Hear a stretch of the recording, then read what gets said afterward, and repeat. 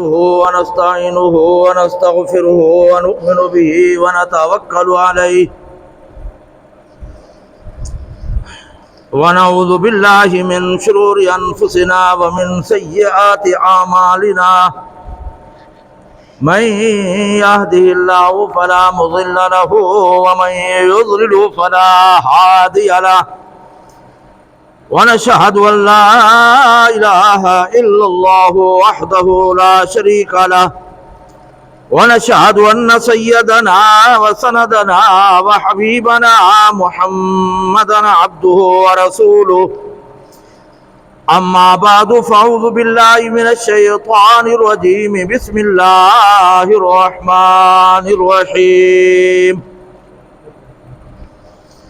ألم تر أن الله سخر لكم ما في الأرض والفلك تجري في البحر بأمره وقال الله تبارك وتعالى في المقام الآخر لكل أمة جعلنا منسكا هم ناسكوه فلا ينازعنك في الأمر وادع إلى ربك إنك لا هدى مستقيم وقال الله تبارك وتعالى في المقام الآخر ألم تعلم أن الله يعلم ما في السماء والأرض إن ذلك في الكتاب إن ذلك على الله يسير وقال الله تبارك وتعالى في المقام الآخر يا أيها الناس ضرب مثل فاستمعوا له إن الذين تدعون من دونه لن يخلقوا ذبابا ولو اجتمعوا له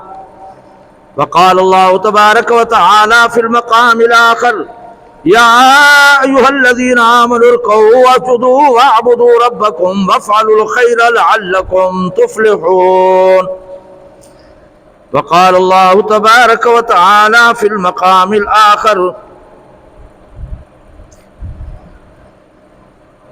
ما جعل عليكم في الدين من حرج ملة أبيكم إبراهيم وسماكم المسلمين صدق الله العظيم اللهم صل على سيدنا مولانا محمد وعلى آل سيدنا ومولانا محمد وبارك وسلم علیہ. درود شریف پڑھ لیں. میرے نہایت ہی محترم مکرم دوستوں، بزرگوں، نوجوان ساتھیوں،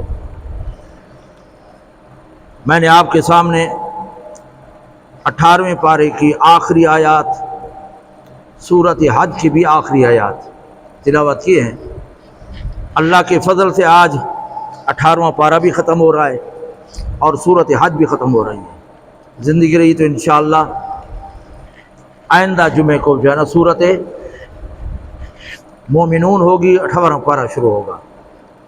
بر وقت تشریف لایا کریں، انشاءاللہ قرآن و حدیث کی برکت بھی جیسے آپ کو فائدہ ہوگا.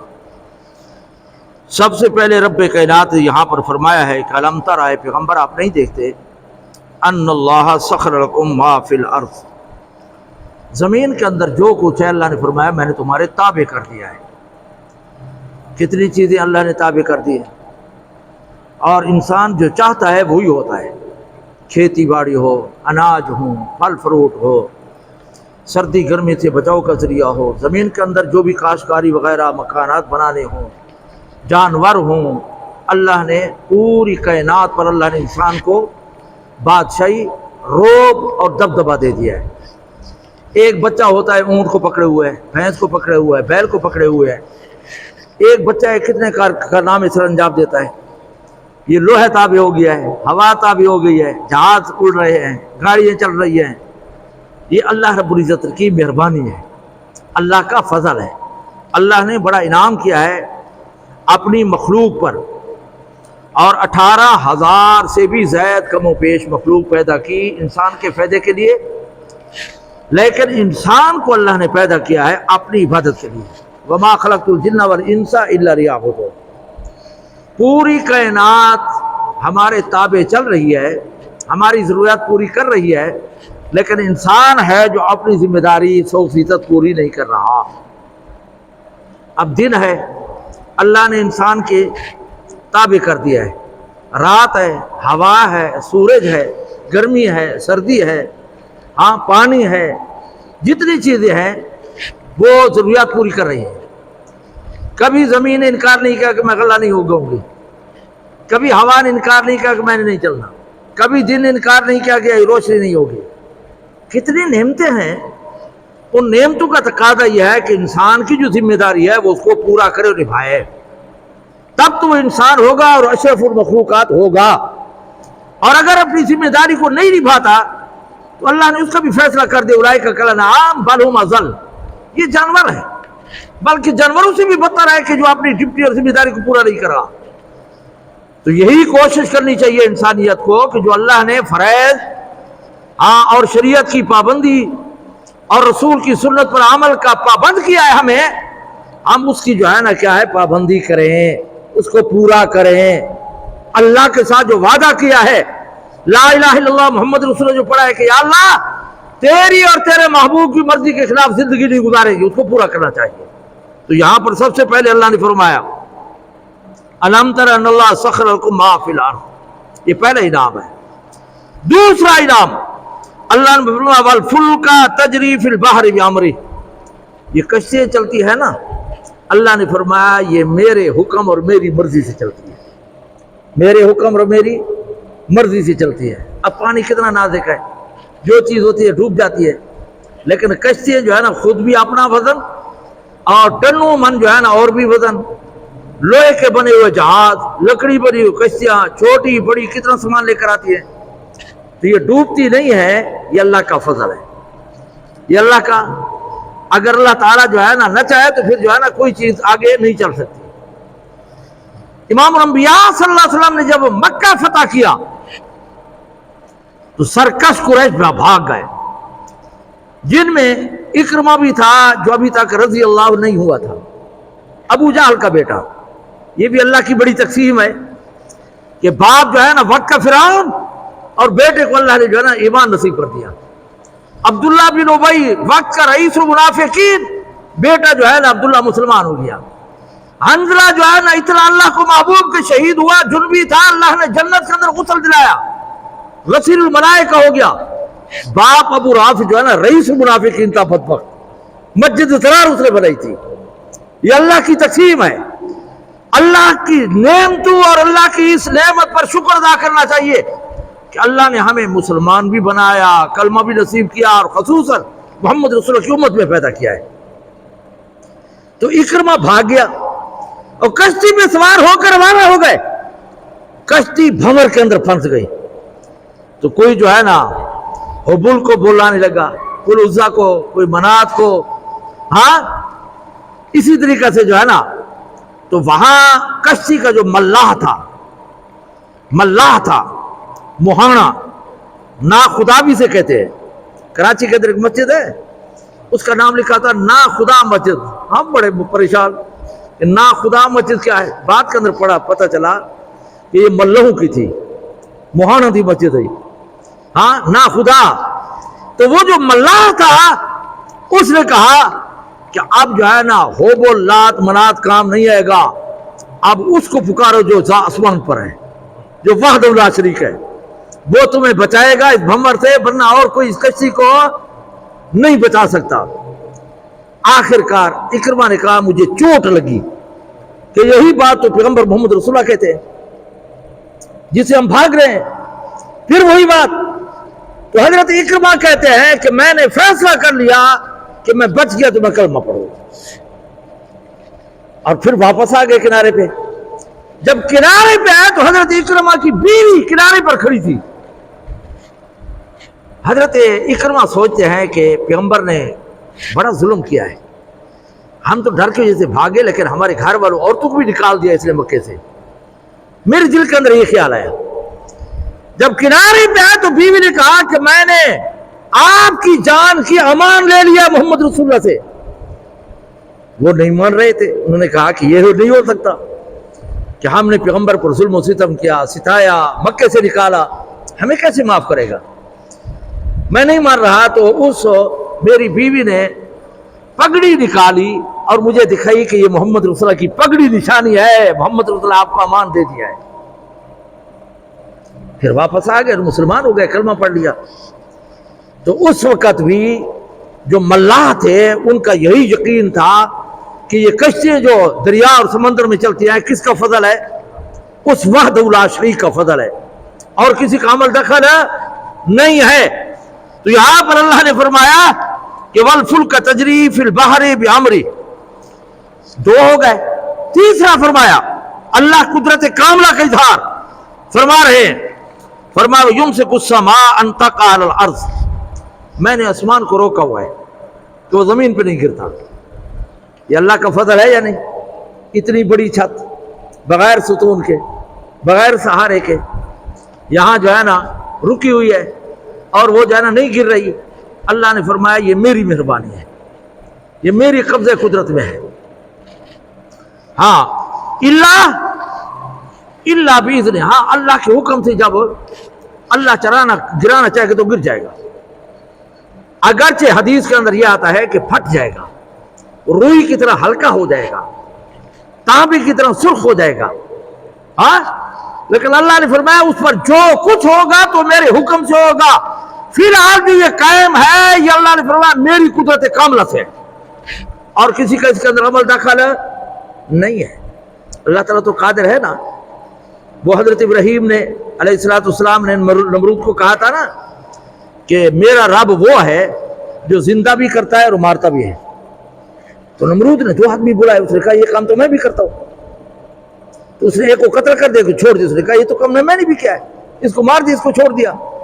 حضرت ابراہیم نے سمجھا کہ یہ بیوقوف سمجھا نہیں ہے، تو حضرت ابراہیم نے کہا کہ میرا رب وہ ہے جو سورج کو مشرق سے طلوع کرتا ہے، تو مغرب سے طلوع کر۔ تو یہ بات سن کر وہ بہت الذی کفر، پھر اس کی ہوا نکل گئی، رسوا ہو گیا، ناکام ہو گیا۔ اور علماء بھی لکھا ہے اگر نمرود کہہ دیتا کہ تیرا رب مغرب سے سورج کو طلوع کرے تو اللہ تعالیٰ طلوع کر دیتا، اللہ تعالیٰ پیغمبر کو سچا کرتا۔ اور علماء نے لکھا ہے کہ اللہ تعالیٰ اپنی قدرت کا مظاہرہ کرے گا قیامت کے دن۔ سورج کہاں سے طلوع ہوگا؟ مغرب سے۔ یہ سورج جاتا ہے نا، اللہ کو سجدہ کرتا ہے، اور دوسرے دن طلوع ہونے کی اجازت مانگتا ہے، پھر اجازت مل جاتی ہے۔ ایک وقت آئے گا کہ سورج اجازت چاہے گا، نہیں ملے گی، اللہ تعالیٰ فرمائے دوبارہ لوٹ جا۔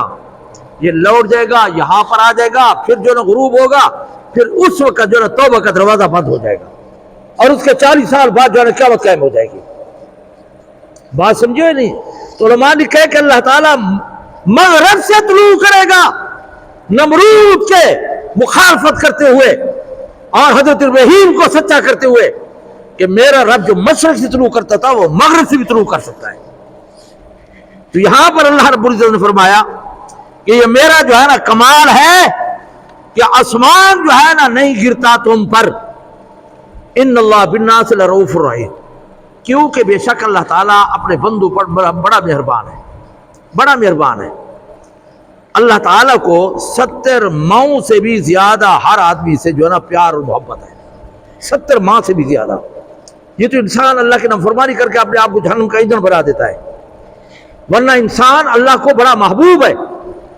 ایک مرتبہ کوئی قیدی ہے اور قیدیوں کے اگر عورت بھاگ رہی تھی، پاؤں میں جوتے نہیں تھے، سر پہ دوپٹہ نہیں تھا، بچہ اس کا گم ہو گیا تھا، کبھی ادھر بھاگتی کبھی ادھر بھاگتی۔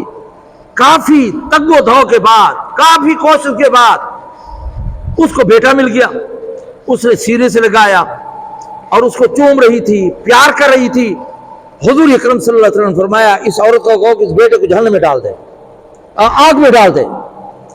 تو صحابہ نے کہا یا رسول اللہ، جس کے پیچھے بےتاب تھی، پاؤں میں جوتے نہیں تھے، سر پہ دوپٹہ نہیں تھا، یہ اپنے ہاتھ سے آگ کو کیسے جو ہے نا آگ کے اندر بیٹے کو کیسے ڈالے گی؟ تو حضور اکرم صلی اللہ علیہ وسلم نے فرمایا جیسے یہ ماں گوارا نہیں کرتی آگ کے اندر ڈالنے کا، تو رب کائنات بھی جہنم میں ڈالنے کا گوارا نہیں کرتا۔ فرمایا یہ ایک ماں ہے، رب کائنات کو 70 ماؤں سے بھی زیادہ پیار ہے ہر آدمی کے ساتھ۔ یہاں پر اللہ رب العزت نے فرمایا ان اللہ بالناس لرؤوف رحیم، هو الذی احیاکم، اللہ وہ ہے جس نے تمہیں زندگی دی، ثم یمیتکم، پھر تمہیں مارے گا، ثم یحییکم، پھر تمہیں دوبارہ کھڑا کرے گا۔ یہ ہمارا ایمان ہے اور اس کو کہتے ہیں باس بعد الموت، مرنے کے بعد دوبارہ زندہ ہونا۔ قبر کے اندر جا کر ہم دوبارہ زندہ ہوں گے۔ اسی پر علماء لکھا ہے کہ قبر پر آخری آرام گاہ لکھنا ناجائز ہے، کیونکہ آخری آرام گاہ نہیں ہے، آگے جانا ہے۔ قبر پر آخری آرام گاہ لکھنا جائز نہیں، یہ آخری آرام گاہ نہیں، یہ عالم برزخ ہے۔ تو یہاں پر اللہ رب العزت نے فرمایا میں نے تمہیں پیدا کیا، میں ہی موت دوں گا اور پھر دوبارہ میں زندہ کروں گا۔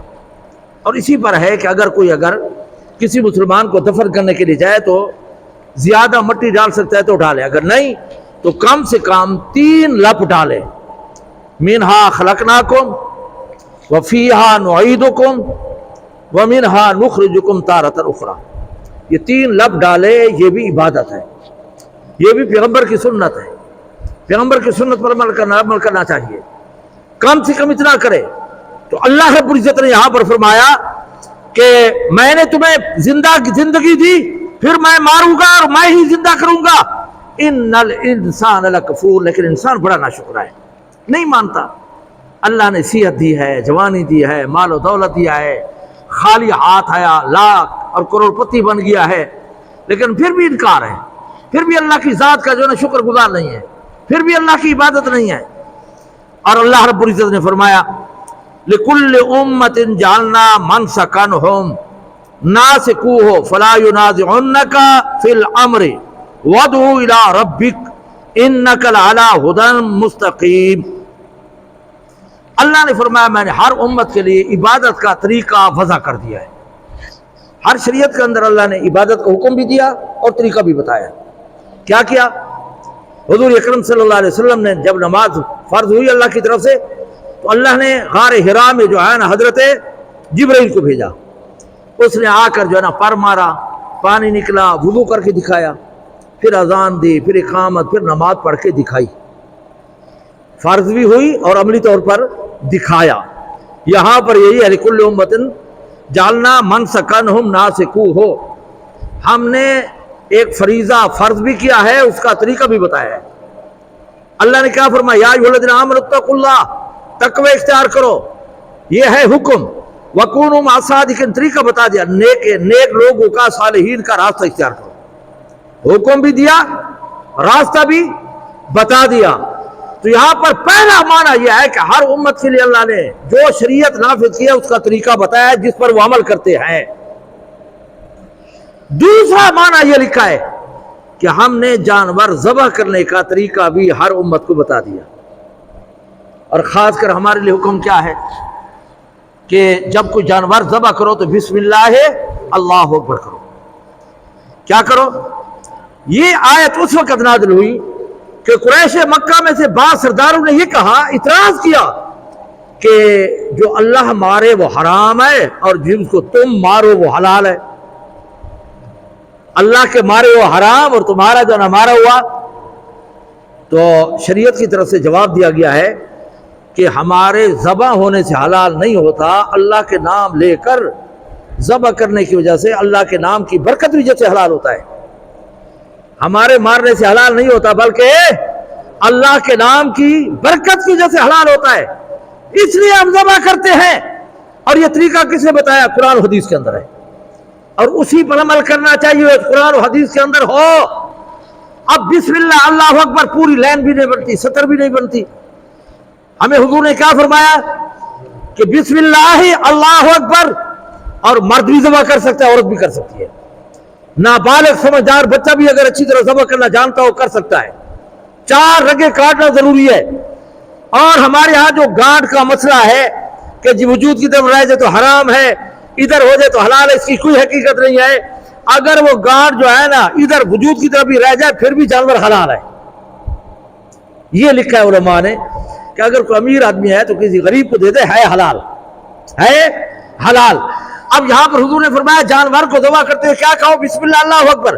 اور اگر کوئی بسم اللہ اللہ اکبر نہ پڑھے، پوری یاسین پڑھ کر ذبح کرے، سورۃ یاسین پڑھ دے، تو کیا وہ جانور حلال ہوگا؟ نہیں ہوگا۔ قرآن کی شان کم ہے، سورۃ یاسین دل ہے قرآن کا۔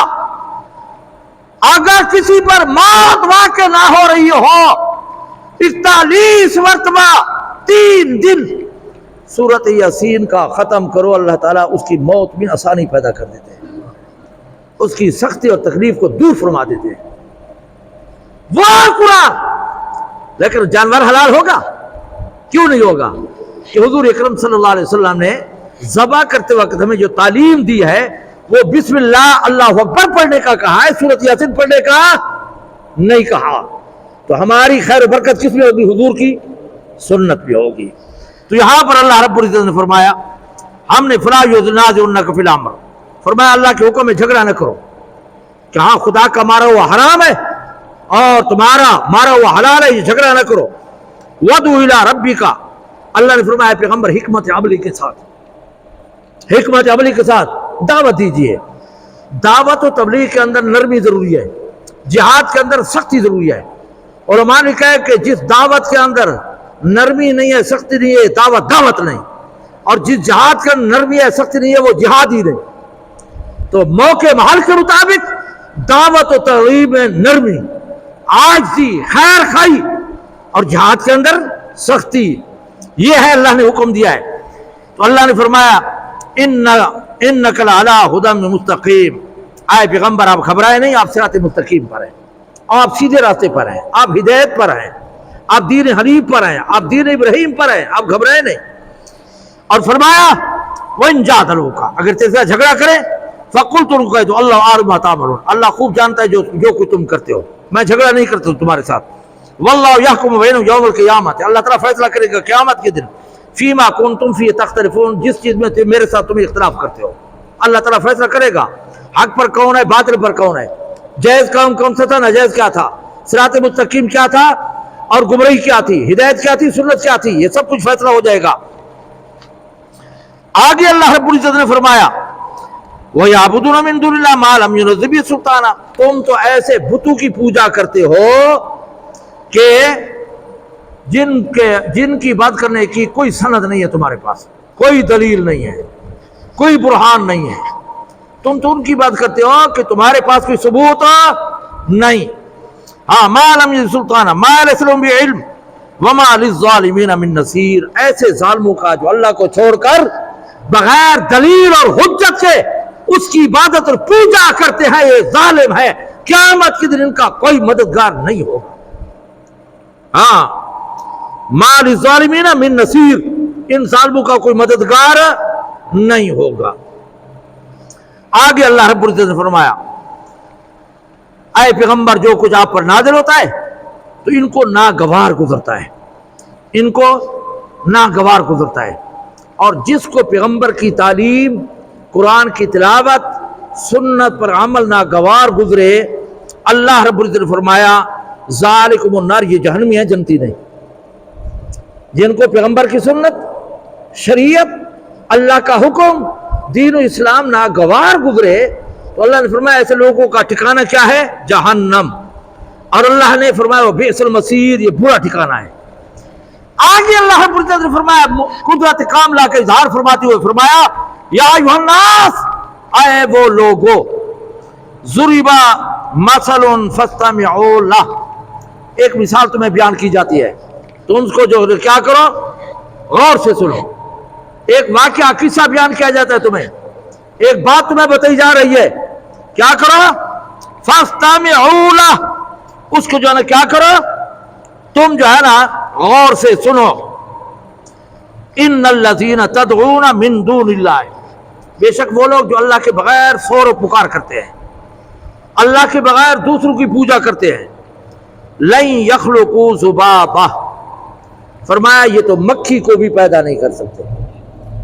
جو اللہ کے بغیر جن کی تم پوجا کرتے ہو، جتنے بھی بت ہیں، جتنے تمہارے حاجت روا ہیں، جتنے تمہارے مشکل کشا ہیں، چاہے چھوٹے ہیں یا بڑے ہیں تمہارے نزدیک، اللہ کے بغیر وہ ایک مکھی کو بھی پیدا نہیں کر سکتے۔ ذباب کسے کہتے ہیں؟ ذباب کا معنی ہوتا ہے دور کرنے والی، جس سے نفرت کی جائے، انسان اس کو اڑاتا ہے، دور کرتا ہے، تنگ ہوتا ہے، اس لیے اس کا نام ہے ذباب۔ اور یہاں پر ایک مسئلہ بھی یاد رکھو، اگر یہ پانی کے اندر یا سالن کے اندر گر جائے اس کو ڈبونا چاہیے، پھر نکالنا چاہیے۔ کیا کرنا چاہیے؟ ڈبونا چاہیے، کیونکہ اس کا ایک پر کے اندر مرض ہوتا ہے، دوسرے سے شفا ہوتی ہے۔ جب یہ گرتی ہے تو وہ مرض والا، ہاں پر پہلے ڈالتے ہیں اور شفا والا اوپر ہوتا ہے، اس کو ڈبا دو تاکہ دونوں معاملہ برابر ہو جائے، ہاں، اور یہ چیز بھی حرام نہیں ہوگی، انسان استعمال کر سکتا ہے، ویسے اگر کی طبیعت نہیں چاہتی تو بھلے، لیکن وہ چیز حرام نہیں ہوگی۔ لیکن ایک بات یاد رکھو کہ یہ اس وقت ڈبونے کا حکم ہے کہ جب وہ چیز ٹھنڈی ہو، اگر گرم ہے تو پھر جو ہے نا ڈبانے کا حکم نہیں ہے۔ ہمارے شیخ الحدیث مولانا مفتی علی حسن صاحب رحمۃ اللہ علیہ فرماتے تھے اگر گرم کے اندر تم نے ڈبایا تو وہ جوس بن جائے گا۔ کیا بن جائے گا؟ ہاں، اگر چائے کے اندر یا گرم سالن کے اندر گر جائے تو پھر ڈبانے کا حکم نہیں ہے، پھر ویسے نکالو، پھر ڈبونے کا حکم نہیں ہے۔ جب ٹھنڈے پانی میں یا ٹھنڈے شربت میں یا کسی ٹھنڈی چیز میں پڑ جائے پھر جو ہے نا ڈبونے کا حکم ہے۔ اسی مکھی کا اللہ رب العزت نے مثال دیا جو سب سے زیادہ حقیر تھی، سب سے چھوٹا جانور تھا، ہاں، اور عام فام ہر ایک کو نظر آنے والی بات تھی، تو اللہ نے وہی فرمایا کہ ضرب مثل فاستمعوا ان الذين تدعون من دون اللہ، بے شک وہ لوگ جو بلاتے ہیں پکارتے ہیں سور و پکار کرتے ہیں، ہاں، اپنے پیروں کو، اپنے معبودوں کو، اپنے حاجت رواؤں کو، اپنے مشکل کشاؤں کو، کہ وہ لن یخلقوا، حرف لن ہوتا ہے کہ ہرگز نہیں، لن تنالوا البر حتی تنفقوا، ہرگز تم کامل ایمان کو نہیں پہنچ سکتے جب تک اپنی محبوب و پیاری چیز اللہ کے راستے میں صدقہ نہ کر دو۔ حرف لن، ہاں، یہ تاکید کے لیے آتا ہے۔ کیا آتا ہے؟ فرمایا ہرگز تم ایک مکھی بھی پیدا نہیں کر سکتے، وَلَا وَاجْتَمَعُوا لَهُ، اگر پوری کائنات اور تمہارے حاجت روا مشکل کشا جمع ہو جائے۔ اور آگے فرمایا وَإِن يَسْلُبْهُمُ الذُّبَابُ، اور اگر جو ہے نا مکھی کوئی چیز لے کر چلی جائے تو لا يَسْتَنْفِذُوهُ مِنْهُ، اس سے تم چھین بھی نہیں سکتے، واپس بھی نہیں کر سکتے۔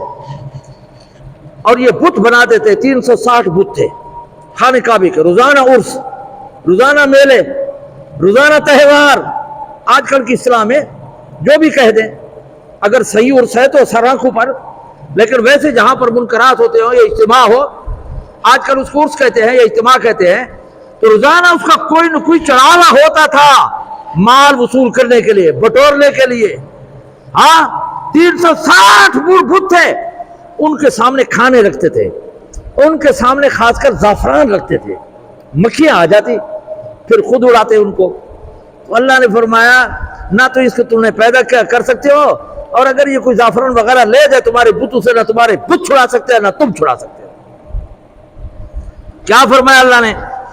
ہاں، وَيَسْلُبْهُمُ الذُّبَابُ شَيْئًا لَا يَسْتَنْقِذُ مِنْهُ ضَعْفَ الطَّالِبُ وَالْمَطْلُوبُ، تم بھی کمزور ہو، تمہارے خدا بھی کمزور ہے۔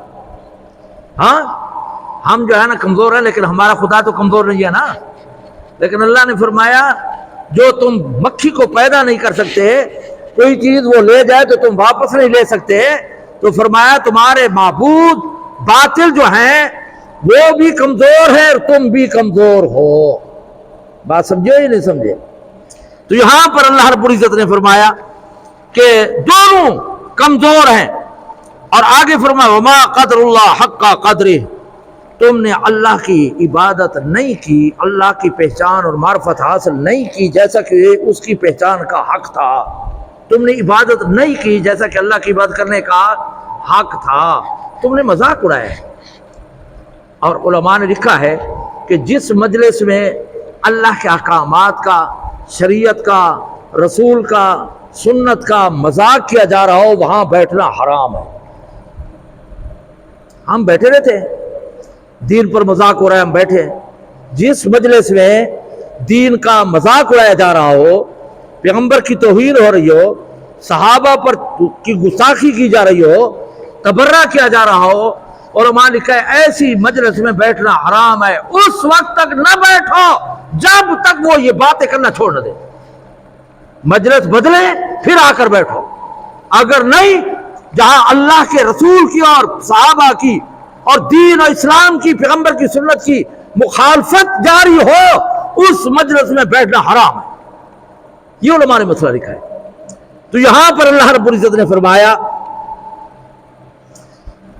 کہ اگر جو ہے نا وما قدر اللہ حق قدرہ، جو اللہ کی عبادت کے ادا کرنے کا حق تھا وہ تم نہیں کر سکتے۔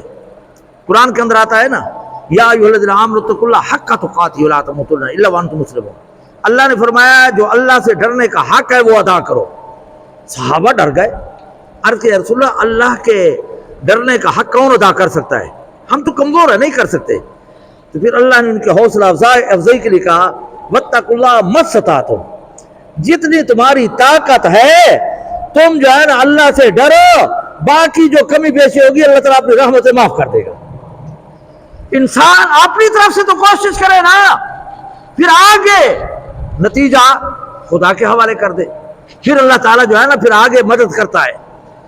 تو یہاں پر اللہ رب العزت نے فرمایا ان اللہ لقوی عزیز، اللہ تعالیٰ جو ہے نا ہر ایک چیز پر جو ہے نا کیا ہے؟ قادر ہے۔ آگے اللہ نے فرمایا اللہ یصطفی من الملائکۃ رسلا ومن الناس، اللہ نے فرشتوں میں بھی کچھ فرشتے مقرر کر دیے ہیں، چن لیے ہیں، اور انسانوں میں سے بھی کچھ لوگ چن لیے ہیں۔ فرشتوں سے چنا حضرت جبرائیل، حضرت اسرافیل، حضرت میکائیل، حضرت جبرائیل، یہ 4 فرشتے محترم ہیں۔ یہ 4 فرشتے انبیاء کا درجہ ان سے بڑا ہے، باقی انبیاء کے بعد دوسری مخلوق سے، حتیٰ کہ حضرت جبرائیل حضرت عمر حضرت ابو بکر سے افضل ہے۔ یہ علماء نے لکھا ہے حضرت جبرائیل انبیاء کے بعد مخلوق سے افضل ہے، انبیاء سب سے افضل ہے، اس کے بعد حضرت جبرائیل کا نمبر ہے۔ علماء نے لکھا ہے صاف کہ ابو بکر اور عمر سے حضرت جبرائیل کا درجہ افضل ہے۔ تو اللہ نے فرمایا میں نے فرشتے مقرر کیے، اور اسی طریقہ سے انسانوں میں سے کچھ مقرر کیا ہیں جن کو نبی کہتے ہیں۔ نبوت عطائی چیز ہے جس کو اللہ تعالیٰ دے دے۔ نبوت کیا ہے؟ عطائی چیز ہے، اللہ تعالیٰ جو ہے نا کیا کرے؟ جس کو دے دے۔ ان اللہ سمیع بصیر، اللہ تعالیٰ سننے والا دیکھنے والا ہے۔ تو یہ یاد رکھو کہ نبوت عطائی چیز ہے۔ مرزا بےمان کہتا ہے کہ نبوت کسبی چیز ہے، انسان عبادت کرتے کرتے نبی بن جاتا ہے۔ اس لیے اس بےمان نے پہلے جو ہے نا مہدی ہونے کا دعویٰ کیا، پھر مسیح ہونے کا دعویٰ کیا، پھر آخر کا نبوت کا دعویٰ کر دیا۔ سمجھ آ گئی ہے؟ تو وہ کہتا ہے کہ یہ کسبی ہے، کسبی نہیں ہے، عطائی ہے، اللہ جس کو چاہے عطا کر دے۔ تو اللہ نے فرمایا میں نے فرشتوں میں بھی کچھ فرشتوں کو منتخب کر لیا، اور انسانوں میں سے بھی ہم نے کچھ انسانوں کو انتخاب کر لیا۔ اور یہ قریش مکہ کے اعتراض کا جواب تھا۔ قریش مکہ کہتے تھے اگر نبوت ملنی تھی تو کسی سردار کو ملتی، جیسے ولید تھا، حضرت خالد بن ولید کا باپ، 13 بیٹے تھے، بڑا مالدار تھا۔ قریش مکہ کہتے تھے اگر ملتی تو اس کو نبوت ملتی۔ طائف کے اندر عروہ بڑا سردار تھا، وہ کہتے اگر حکومت ملتی تو ان کو ملتی، ہاں نبوت ملتی تو ان کو ملتی۔ اللہ نے فرمایا یہ سرداری پر نہیں ہے، کمال پر نہیں ہے، نیکی پر نہیں ہے، بلکہ میری عطا ہے جس کو میں نبی بنا دوں۔ سمجھ آ گئی ہے نا؟ اور نبی معصوم ہوتا ہے، کئی مرتبہ عرض کر چکا ہوں، نبی سے کسی قسم کی کوئی غلطی نہیں ہوئی ہے نہ ہوتی ہے۔ اچھا، اور جس نے بھی ان کی اتباع کی، انبیاء کی، وہ کامیاب ہو گئے۔ وہ کیا ہو گئے؟ کامیاب ہو گئے۔ لیکن پیغمبر کی اتباع ضروری ہے، خصوصاً محمد رسول اللہ کی۔ ہم حضور کی امتی ہیں نا، تو محمد صلی اللہ علیہ وسلم کی اتباع کے بغیر جنت نہیں ملے گی۔ وہی راستہ اختیار کرنا ہوگا جو حضور نے اختیار کیا ہے۔ حضرت عبداللہ بن عمر رضی اللہ تعالیٰ عنہ آخری عمر میں نابینا ہو گئے تھے، مسجد میں اذان ہو گئی، بیٹھے تھے نماز کے انتظار میں، تو جب جماعت کھڑی ہونے لگی تو ایک آدمی نے پھر کہہ دیا کہ الصلاۃ جامعۃ، جیسے ہماری عادت ہوتی ہے نا، اوے جماعت کھڑی چکی ہے۔ تو حضرت عبداللہ بن عمر نے کہا کہ مجھے اس مسجد سے نکال لے جاؤ کہ اس مسجد کے اندر مجھے بدعت کی بو آتی ہے۔ کیا آتی ہے؟ کیوں کہ حضور اکرم صلی اللہ علیہ وسلم کے دور کے اندر صرف اذان دی جاتی تھی۔ کیا دی جاتی تھی؟ صرف اذان دی جاتی تھی، پھر دوبارہ نماز کے لیے الصلاۃ جامعۃ کا نعرہ اور اعلان نہیں لگایا جاتا تھا، لہذا اس کے اندر بدعت کی بو آتی ہے، ماں یہاں نماز پڑھنے کے لیے تیار نہیں۔ یہ تھی اتباع رسول، یہ تھی اتباع شریعت۔ آج کتنے کام ہم کرتے ہیں، خوش ہیں کہ جی دین ہے، دین ہے، دین ہے۔ دین نام اتباع رسول کا ہے، دین نام کس کا ہے؟ اتباع رسول کا ہے۔ اور جس نے بھی پیغمبر کی اتباع کی کامیاب ہو گئے۔ حدیث کے اندر آتا ہے، انشاءاللہ آئندہ جمعہ بھی آ جائے گا، اللہ نے فرمایا جب بھی دعا مانگا کرو نا تو جنت الفردوس کی دعا مانگا کرو۔ جب بھی دعا مانگو جنت الفردوس کی دعا مانگو اور جہنم سے پناہ مانگو۔ پوری کائنات کو تعلیم ہے کہ تم جنت کی دعا مانگو۔ پوری امت کو کیا تعلیم ہے؟ انبیاء بھی یہی کہتے تھے، یا اللہ اپنی رضا اور جنت عطا فرما۔ صالحین، صحابہ، تابعین، آل بیت سب جو ہے نا اللہ کی رضا اور جنت اس کی جو ہے نا طالب تھے یا نہیں تھے؟ پوری کائنات جنت کو مانگتی ہے۔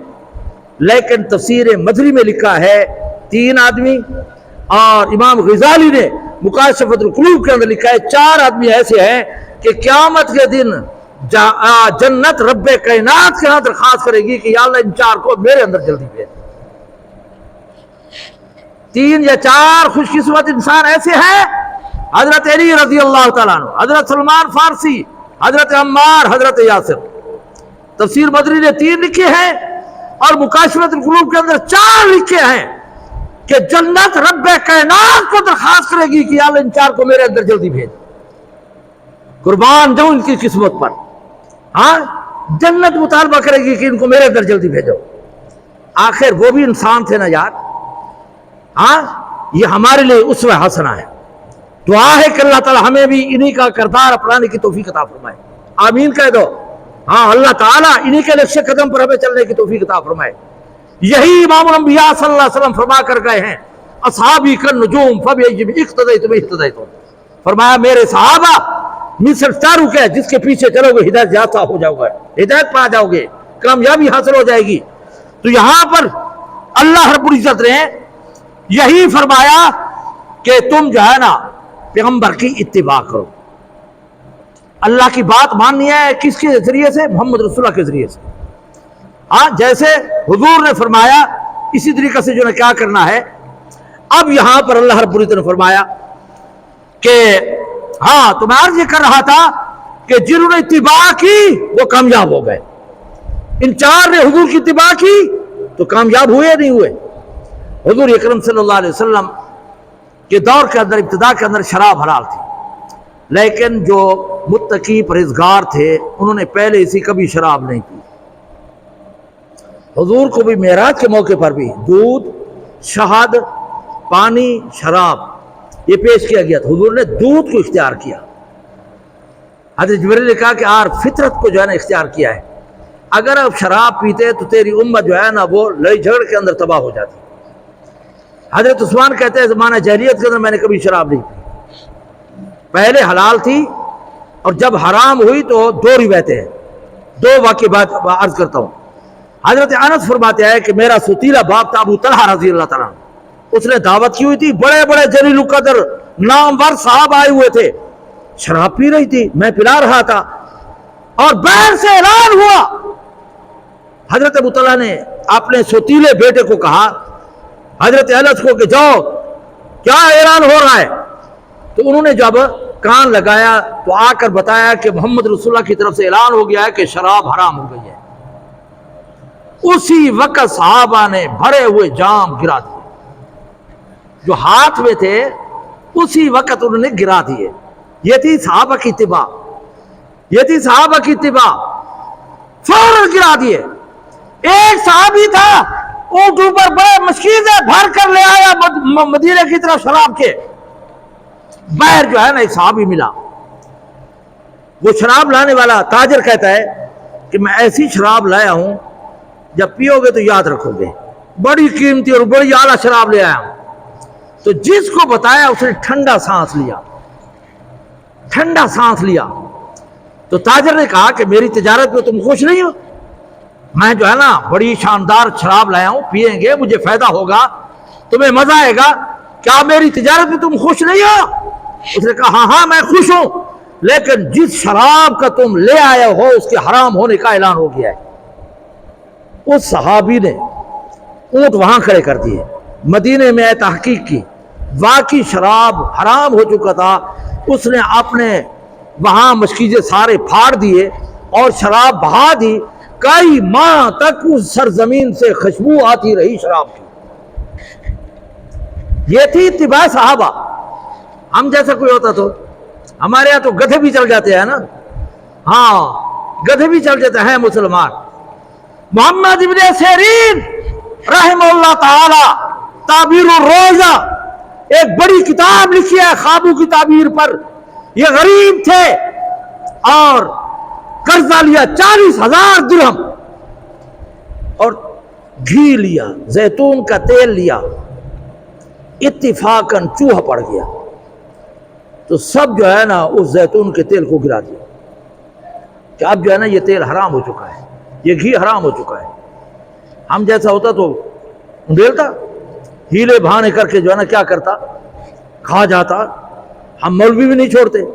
وہ ایک لطیفہ ہے نا کہ کہیں شکار کرنے کے لیے گئے تو ایک گھوگا گیرا، گھوگا بھی ہاتھ چڑھ گیا اور چیل بھی چڑھ گئی، ہل دونوں کو شکار کیا، پکڑ کر لے آئے، اب دونوں پھر پھرائے، ہاں گھوگا بھی اور چیل بھی۔ تو اس گھوگے گیرے آ کے کہ میں تو حلال ہوں، میں تو ذبح کر کے کھا سکتا، تو تو حرام ہے، تے کو چھوڑے سے تو کیوں ترستی، ہاں تو کیوں پریشان ہے، کیوں پھر پھرا رہی ہے، تجھے تو چھوڑ دے، تو حرام ہے۔ اس نے کہا نہیں مجھے شکار مولوی نے کیا ہے، یہ کوئی نہ کوئی جزیہ نکال کر مجھے ذبح کر کے کھائے گا۔ سمجھ آ گئی ہے نا؟ آج سود ہو نا تو ہم کیا کہتے ہیں جی پرافٹ، جی منافع، ہاں حرام تسلیم کرنے کے لیے بھی ہم تیار نہیں ہیں، سود کو ہم کھا جاتے ہیں۔ جی یہ پرافٹ ہے، جی منافع ہے، خدا کا خوف کرو، مسئلہ یاد رکھو، بڑی ذمہ داری سے عرض کر رہا ہوں، حرام کو حرام سمجھ کر کرو گے تو ایمان بچ جائے گا، اگر حرام کو حلال سمجھتے ہوئے کرو گے تو ایمان سے فارغ ہو جاؤ گے۔ خدا کا خوف کرنا چاہیے۔ آج حرام کو حرام تسلیم کرنے کے لیے تیار نہیں ہے۔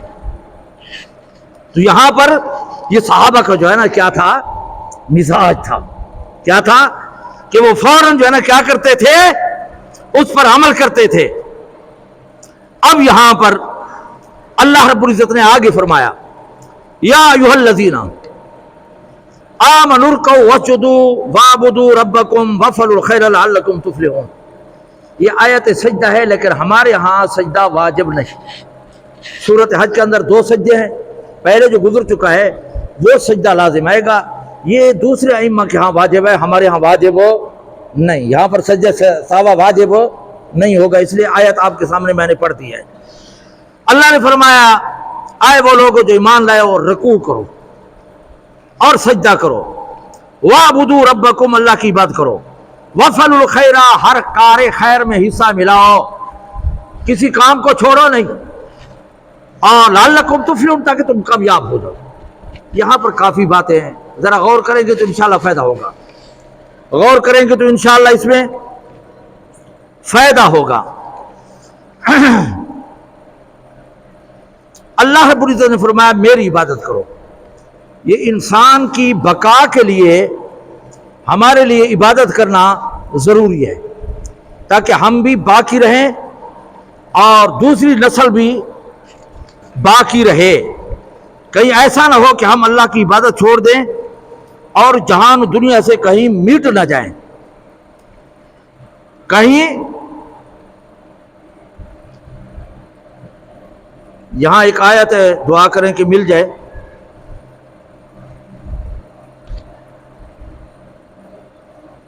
ہاں اللہ نے فرمایا کہ تم میری عبادت کرو، اگر نہیں کرو گے تو پھر مٹ جاؤ گے۔ یہ 6 پارے کے اندر ایک آیت کریمہ ہے، وہ یہ یا ایھا الذین آمنوا، آئے وہ لوگوں من یرتد منکم عن دینہ، اگر تم نے دین کو چھوڑ دیا، مرتد ہو گئے اور عمل نہ کیا، نیکی نہیں کی، اللہ کے رسول کی بات نہ مانی، تو فسوف یأتی اللہ بقوم، اللہ تعالیٰ تمہیں مٹا کر اور قوم پیدا کر دے گا۔ وہ قوم کون سی ہوگی جو دوبارہ ہماری جگہ آئے گی؟ یحبونہم ویحبونہ، تم اس محبت سے، اللہ ان سے محبت کرے گا اور وہ اللہ سے محبت کریں گے۔ وَأَذِلَّةٌ عَلَى الْمُؤْمِنِينَ عِزَّةٌ الْكَافِرِينَ، مسلمانوں پر نرم ہوں گے، کافروں پر سخت ہوں گے۔ یجاہدون فی سبیل اللہ، اللہ کے راستے میں جہاد کریں گے۔ ولا يخافون لومۃ لائم، کسی ملامت گر کی ملامت کی پرواہ نہیں کریں گے، دین پر عمل کریں گے۔ آج ہم کہیں بیٹھے ہو نا تو ہم اپنے مذہب کا اظہار نہیں کرتے کہ جی میں اہل سنت والجماعت نہ رہا، میں دیوبندیاں، میں تبلیغیاں، کہیں معاشرے کے اندر جو ہے نا کوئی اعتراض نہ کرے۔ اللہ نے فرمایا کسی ملامت گر کی ملامت کی پرواہ۔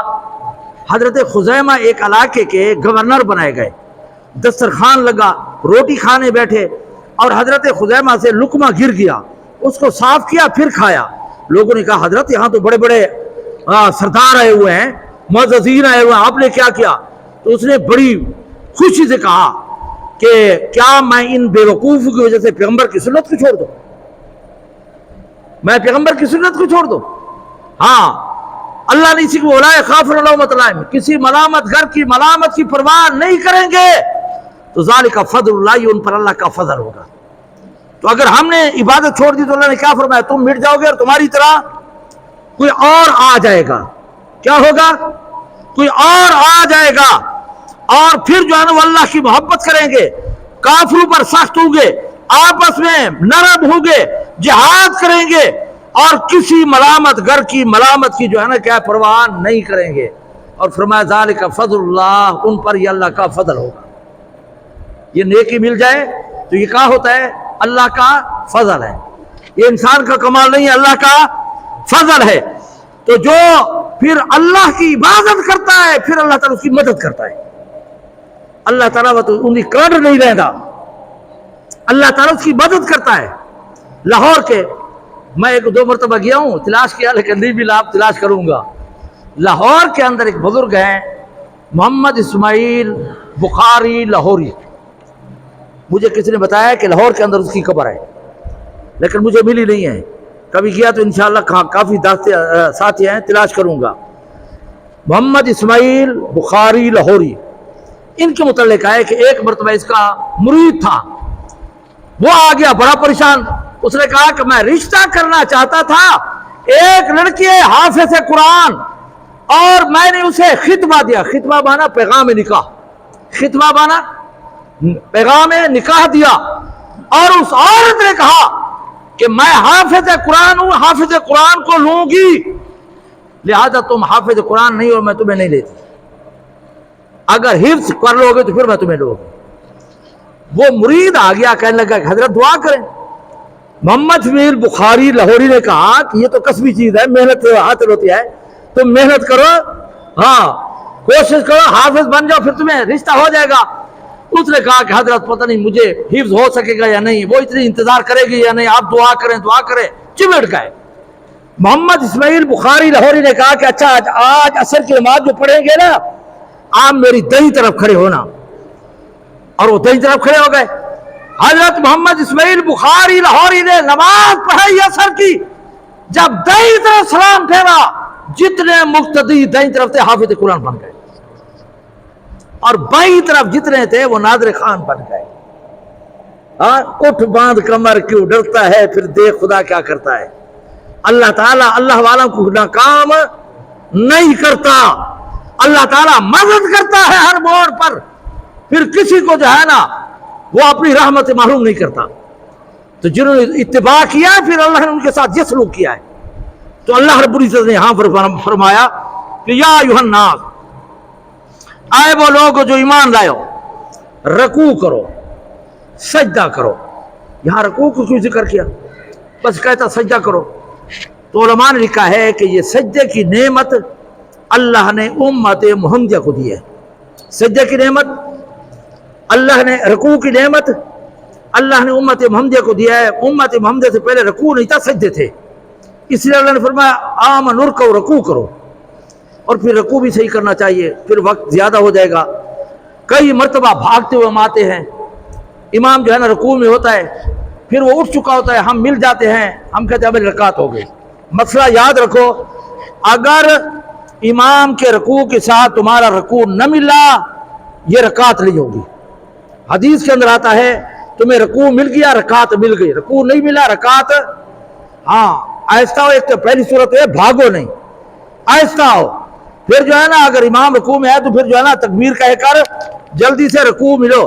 अगर इमाम के रुकू के साथ आपका रुकू मिल गया तो फिर तो ये रकात होगी, और अगर नहीं, इमाम बाद वक्त खड़े होकर समी अल्लाहु लिमन हमिदा कहता है, मुक्तदी अगर रुकू के अंदर हो, आप अगर रुकू के अंदर चले गए आपकी रकात नहीं होगी। इसका ख्याल क्या करें, इसका ख्याल क्या करें। इमाम के रुकू के साथ आपका रुकू मिलेगा तो रकात होगी, वरना नहीं होगी।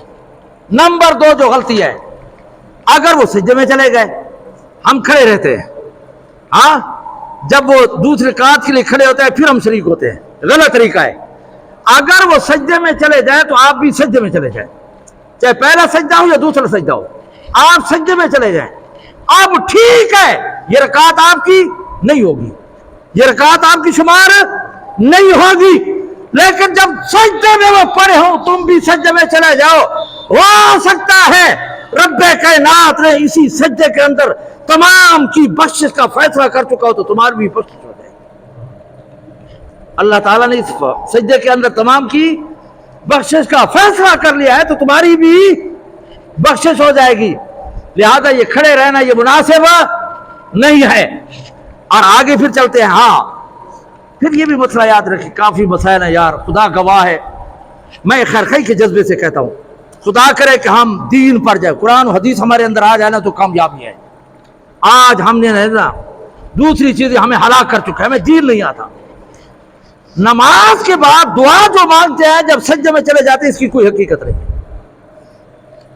दुआ मांगते हुए सज्जे में चले जाना, इसकी कोई हकीकत है, इसे बचा करें। सजदा शुक्र जायज है। आपका बेटा पैदा हो गया, सज्जे में चले गए, इस्लाम को गलबा हो गया, सज्जे में चले जाए, सजदा शुक्र जायज है। ग़ज़वा बदर के मैदान में जब इमामुल अंबिया सल्लल्लाहु अलैहि वसल्लम ने फरमाया जा अबू जहल का पता करके आओ, वो जख्मी हो चुका था। माद और मुअव्वज़ 2 छोटे छोटे बच्चे थे जिन्होंने जख्मी किया था। हजरत अब्दुल्लाह बिन मसूद कहते हैं मैं गया तो वो जख्मी हालत में पड़ा था, मैं उसकी गर्दन में चढ़ गया और मैं उसकी गर्दन काट लेकर उसकी दाढ़ी से पकड़ा।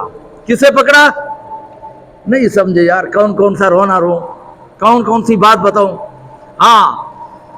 हजरत अब्दुल्लाह बिन मसूद ने अबू जहल के किससे पकड़ा, इतनी दाढ़ी बड़ी तो थी ना, दाढ़ी काफिरों को भी थी।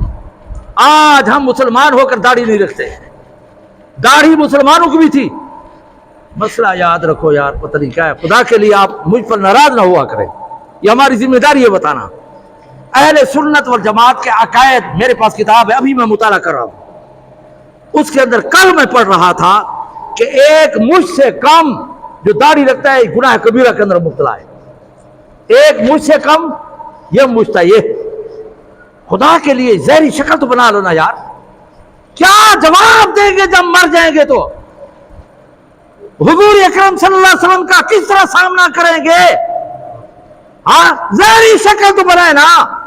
तो फरमाया जो एक मुझसे कम दाढ़ी रखता है ये जो है ना फासिक फाजर है, गुनाह कबीरा के अंदर मुब्तला है, शरीयत के अंदर इसकी गवाही कबूल नहीं होती। कई जगह निकाह पढ़ाने के लिए चले जाते हैं ना, काफी दाढ़ी मुंडे लड़की से पूछने के लिए जाते जी मैं गवाह हूं। अब शरीयत कानून होता ना, शरीयत की गवाही कबूल न करती। अगर शरीयत नाफिज होती ना, इनकी गवाही कबूल न होती। तो हाँ, अब्दुल्लाह बिन मसूद जब अबू जहल के सीने पे चढ़े, दाढ़ी से पकड़कर गर्दन जो ने छुड़ा दी, सर लेकर आए मोहम्मद रसूलुल्लाह के पास। हुजूर अकरम सल्लल्लाहु अलैहि वसल्लम ने जब अबू जहल का सर देखा तो सजदे में गिर गए, अल्लाह का शुक्र अदा करते हुए। फरमाया मेरी उम्मत का फिरौन मारा गया है, सजदा शुक्र जायज है। कबीला हमदान काफिर थे, हुजूर ने खत देकर हजरत अली को भेजा।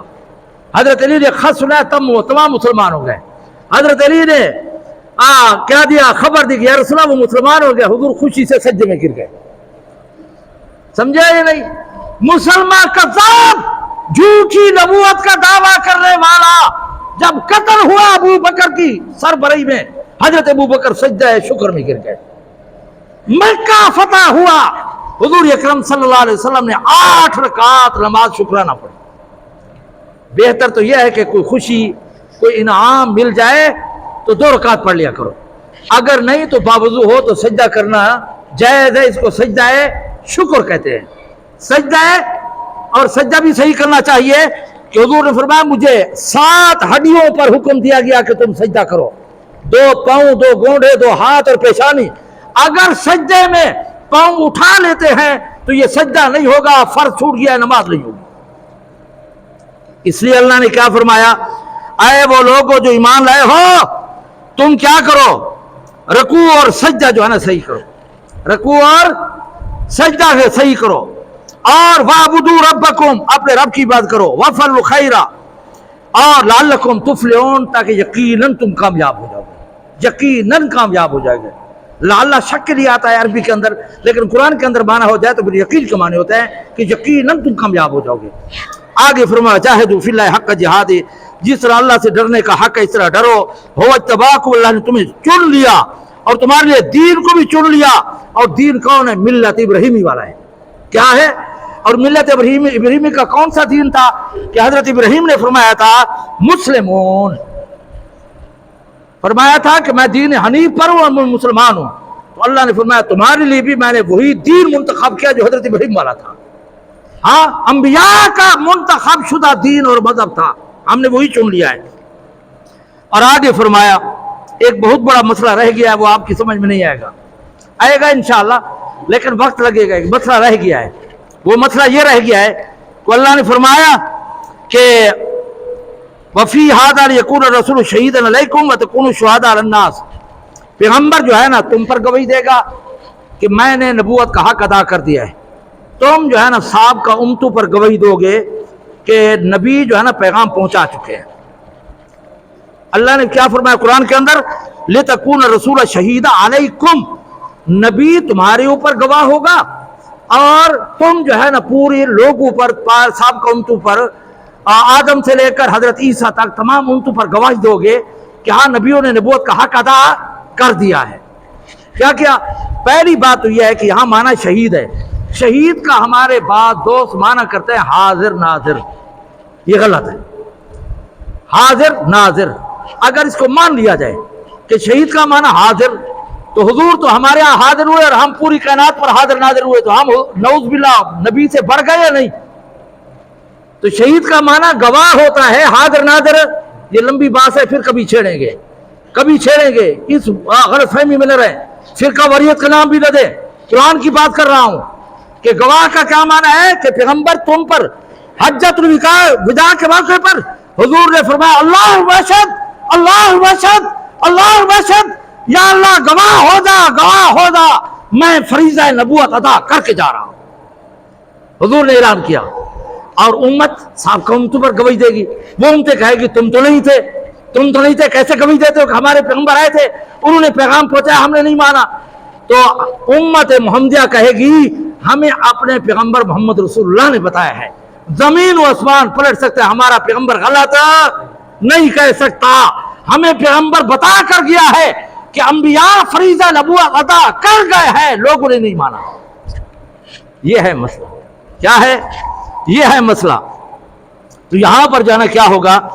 اللہ رب العزت نے فرمایا تم واقعی الصلاۃ، نماز قائم کرو، وآتوا الزکاۃ، زکوٰۃ ادا کرو، واعتصموا باللہ، قرآن کو مضبوطی سے پکڑو، پڑھو، عمل کرو. وہ مولاکم، اللہ تعالیٰ تمہارا کارساز ہے. فنعم المولا، اللہ جیسا کارساز، مشکل کشا، حاجت روا کوئی نہیں. ہاں، ونعم النصیر، اور اللہ سے بہتر کوئی مددگار بھی نہیں. آج اللہ کے فضل سے 17 پارے پورے ہو گئے. دعا کرو اللہ تعالیٰ صحت عافیت کا معاملہ فرمائے، یہ سلسلہ جاری رہے.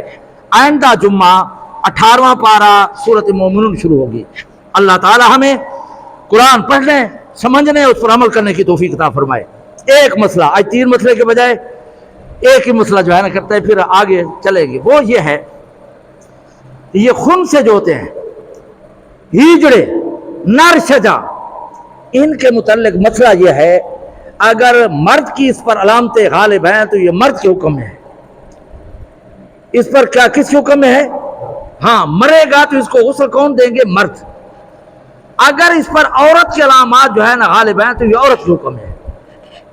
کس میں ہے؟ عورت کے حکم میں ہے. اس کو غسل کون دیں گی؟ عورتیں دیں گی. اگر کوئی خنثی مشکل ہے تو وہ ایک اور بات ہے. نر مادہ دونوں جو ہے نا علامتیں تھی تو مر گیا تو پھر اس جیسے ہجڑا اور تلاش کیا جائے یا کپڑوں کے ساتھ اس کو غسل دیا جائے، وہ علیحدہ مسئلہ ہے. تو میں یہ عرض کر رہا تھا کہ جس پر مرد کی علامات ہے یہ مرد کے حکم میں ہے، جو عورت کی علامات ہیں تو وہ کس کے حکم میں ہے؟ عورت کے حکم میں ہے. لہذا اگر کوئی ہجڑا نر شجا خنثی ایسا ہے جس پر مرد کی علامات ہیں تو ان سے پردہ کرنا ضروری ہے. ہماری شادی میں جو ہے نا یہ ہجڑے نر شجے جو ہے نا داخل ہو جاتے ہیں اور ہم بڑی خوشی سے ان کے جو ہے نا کیا کرتے ہیں، ہاں گانے سنتے، خدا کا خوف کرو. خاص کر نوجوان نسل کو یہی درخواست کرتا ہوں کہ اپنی جوانی پر عام کرو. ہمارے ڈی خان میں بازار لگے ہوئے ہیں خنثی کے، بڑے فخر سے کہتے ہیں ہاں فلانے ہجڑے میرے بڑے تعلقات ہیں، جو کمایا انہی کو جا کر دیا. خدا کا خوف کرو، ہاں اپنی جوانی پہ رحم کرو. ایسا کام نہ کرو جو دنیا آخرت کے اندر خسارہ ہو. آخرت کے اندر بھی خسارہ ہوگا لیکن دنیا کے اندر بھی تمہارا مذاق اڑایا جا رہا ہے. جو بے اعتدالی زنا بدکاری کے اندر مبتلا ہے ان کا مذاق اڑایا جاتا ہے کہ مرغے سے بھی زیادہ پہلے تمہارا کام تمام ہو جاتا ہے. خدا کا خوف کرو، دنیا کی رسوائی سے بچو. کوئی اگر چاہتا ہے کہ شادی کے بعد میرا گھر آباد ہو تو اس کو چاہیے اپنی عزت کی حفاظت کرے، ورنہ گھر بگڑیں گے اور پریشانی ہوگی، لوگ تماشا دیکھیں گے. لہذا ان نر شجو سے بچو، خنثی سے بچو، ہجرے سے بچو، ان کے گانوں اور بکروں فریب سے بچو. اور اگر کوئی شادی خوشی کا موقع ہو تو گانے بھی نہ بلاؤ اور عورتوں کے اندر داخل بھی نہ ہونے دو. حضور اکرم صلی اللہ علیہ وسلم کی بیوی ہے، امام الانبیاء صلی اللہ علیہ وسلم کی بیوی ہے ام سلمہ، اس کے ساتھ حضرت عبداللہ بھی بیٹھے تھے. ایک خنثی آ گیا جس کا نام تھا ہیت، بعض کا لقب تھا بعض کا نام تھا ہیت. اس نے کہا عبداللہ کو، حضرت سلمہ بھی بیٹھی تھی، اب اس پر ہجڑا آ گیا. حضرت عبداللہ بھی بیٹھے تھے، حضرت سلمہ کے اپنے تھے، اور یہ ہجڑا کیا کہہ رہا ہے کہ کل طیف کے اندر تمہارا جہاد ہونا ہے، لڑائی ہونی ہے. وہاں غیلان بن سلمہ، ہاں ایک سردار ہے، اس کی جو بیٹی ہے نا بڑی خوبصورت، بڑی موٹی ہے، اور اگر جہاد ہو تو اس کو ہاتھ لانا، اس کو ہاتھ میں کرنا. اور اس نے کیا کہا، وہ آگے سے جو ہے نا 4 بل ہے، پیچھے سے 8 ہے. عرب جو ہے نا موٹی عورت کو پسند کرتے ہیں. اب وہ پالتے تھے تو موٹاپے کی وجہ سے 1 بل 2 3 4 اور پیچھے اگر 4 ادھر اور 4 ادھر، کتنے ہو گئے؟ 8. تو اس خنثی نے کہا کہ کل ایسا جو ہے تمہارا جہاد ہونے والا ہے طیف کے اندر، تو اس کے سردار کی لڑکی ہو تو اس کو جو ہے نا پکڑنے کی کوشش کرنا، اس کو جو ہے نا قیدی کرنے کی کوشش کرنا. اسی دوران حضور آ گئے. حضور اکرم صلی اللہ علیہ وسلم نے فرمایا آج کے بعد اس خنثی سے پردہ کیا کرو. اور اس خنثی کو، اس نر شجے ہجڑے کو حضور نے مدینے سے نکال دیا. کیا کیا؟ آج ہم جو ہے نا شادی ہو تو ہماری نٹوا کے بغیر شادی پوری بھی نہیں تھی، پیسے بھی دینے ہیں، جیری بھیڑی کے اندر داخل بھی کی دکھوتے ہیں.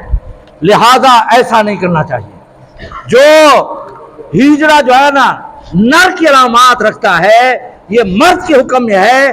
جیسے مرد سے پردہ کرنا ضروری ہے اور اس ہجو سے پردہ کرنا ضروری ہے. باقی 2-3 مسئلے رہ گئے انشاءاللہ آئندہ جمعے پہ. وآخر دعوانا الحمدللہ رب العالمین.